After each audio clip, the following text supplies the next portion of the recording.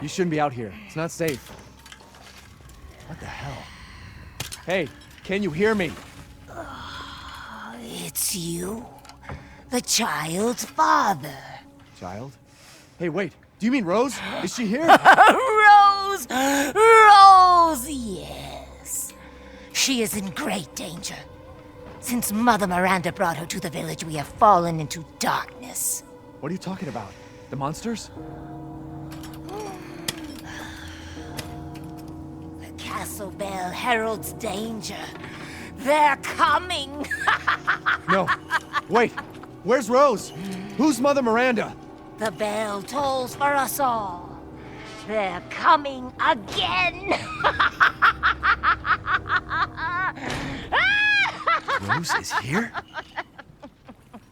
It has been 2 years since the release of Resident Evil Village, the direct sequel to Resident Evil 7. It is a spectacular game, with an intriguing plot full of revelations, combined with excellent voice acting, especially the Brazilian version, beautiful graphics, dynamic gameplay with novelties, and a macabre soundtrack mixed with sinister sound effects. 2 years after its release, Village remains wonderful, intense, with several intriguing moments, memorable and nostalgic characters. The game developers were heavily inspired by Resident Evil 4, so there are many similarities between both games that can rightly evoke the famous feeling of nostalgia. Welcome to Mother Miranda's Village.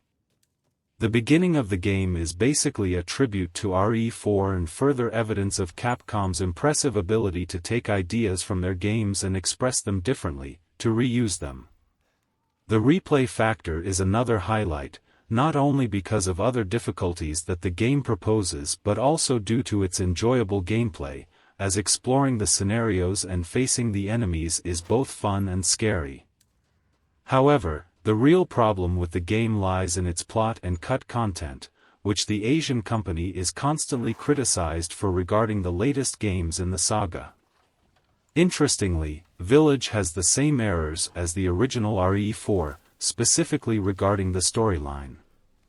While the graphics, gameplay, and soundtrack are sensational, the plot of Village is interesting and has a lot of potential, but there are several points that are not explained to the player, which can be frustrating. For example, the explanations about the monsters that reside in Dimitrescu Castle are in the conceptual art descriptions of the game and unfortunately, they are brief. There is a lot of ambiguity about Mother Miranda's cult and the people who lived in the village, and even documents that generate more questions than answers, such as the scrawled note file.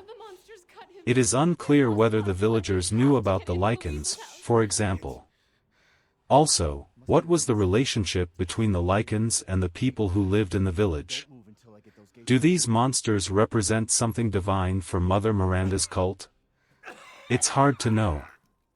Another example is the village's past, the statues of the 4 kings, and the giant's chalice because several documents indicate that the location where the game's story takes place, as in RE4, is extremely old, and it is theorized that the Megamycete has existed since medieval times, just like Las Plagas. And in fact, it is no coincidence that the inspiration in RE4 is strong. Following this logic, did the 4 founding kings, Cesare, Nicola, Guglielmo, and Berengario, find a way to imprison the Megamycete, just like the first Castellan Salazar did with Las Plagas? It is possible, but it is precisely this need to conjecture aspects of Village's history that can bother fans of the saga. Even though they are ancient events, it would be very enlightening to have documents or even dialogues that would delve deeper into these issues. Furthermore, in terms of gameplay, Resident Evil Village does not take advantage of certain parts of Ethan Winter's journey, the protagonist. For example, when the player must go to Donna Beneviento's house, one of the lords of the village, the tension is so high that the player wants to leave as soon as possible. It is certainly one of the most terrifying parts of all the games in the saga. However, upon closer examination, this section is very quickly completed. Obviously, considering the first time played, one might not realize it's so short, but it's not surprising that someone might think, hey, they could have used Beneviento more. This reflection is also relevant regarding Alcina Dimitrescu herself, the character who caught everyone's attention when the first trailer was announced.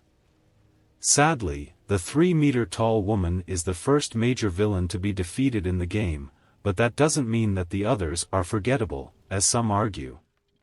One of the strongest points of Resident Evil Village is the variety of enemies, each with its own unique design and mechanics. The Lycans, for example, are fast and agile, while the Moroeicas can fly and shoot projectiles. The boss fights are also well crafted, with each one providing a different challenge and requiring different strategies to defeat. Another aspect worth noting is the game's setting. The village and its surroundings are beautifully crafted, with a Gothic-inspired architecture and a haunting atmosphere. The use of lighting and sound design is also excellent, adding to the game's overall immersive experience. In conclusion, Resident Evil Village is a great addition to the Resident Evil franchise, offering a mix of old and new elements that will please both longtime fans and newcomers. While the game has some flaws in its storytelling and pacing, its gameplay, graphics, and sound design make for a truly memorable experience. It's a game that will keep you on the edge of your seat from beginning to end, and one that's definitely worth playing.